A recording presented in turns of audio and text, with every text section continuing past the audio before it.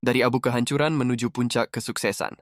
Namanya Raka, seorang anak muda biasa yang pernah punya mimpi besar. Ia lulus dari salah satu universitas ternama dengan harapan akan segera meniti karier yang cemerlang, tapi realita hidup tidak semanis angan-angan.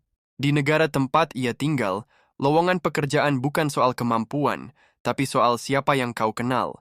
Semua diisi oleh orang dalam. Hari demi hari, Raka mencoba melamar kerja.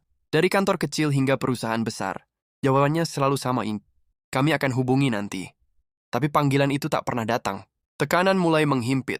Dari keluarga yang terus bertanya. Dari tetangga yang terus mencibir. Lingkungannya perlahan menjadikannya bahan gunjingan. Sarjana kok nganggur? Percuma sekolah tinggi-tinggi? Putus asa mulai tumbuh. Dunia terasa sempit. Ia pernah berpikir untuk menyerah. Benar-benar menyerah. Namun suatu malam, duduk di kamar sempitnya, ia memandangi dinding kosong dan berbisik, "Aku tidak bisa begini selamanya." Dari situlah muncul satu pikiran bisnis. Ia tidak tahu akan mulai dari mana, tapi ia tahu satu hal, ia harus memulai. Sayangnya, ia tidak punya modal. Ia coba bicara baik-baik dengan orang tuanya, memohon sedikit bantuan. Tapi jawaban mereka tegas, bahkan menyakitkan. "Kalau untuk kerja kami dukung, tapi untuk usaha, kamu itu belum mampu."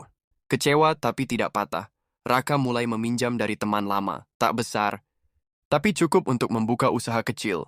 Kopi botolan buatan sendiri, dijual lewat media sosial dan titip di warung-warung.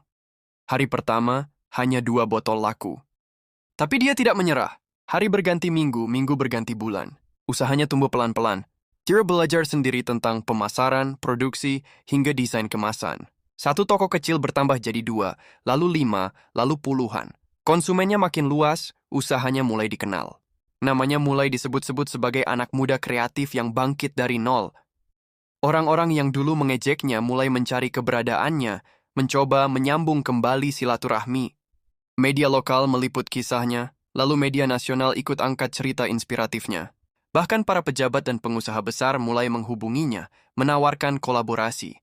Raka kini berdiri bukan hanya sebagai pemilik bisnis sukses, tapi simbol harapan bagi mereka yang pernah merasa hancur. Dari abu kehancuran, ia membangun istananya sendiri. Dan kini ketika seseorang berkata, "Hidupmu hancur, kamu tidak akan bisa sukses." Raka cukup tersenyum. Karena ia tahu kehancuran bukan akhir dari segalanya. Kadang itu hanya pintu menuju permulaan yang lebih besar.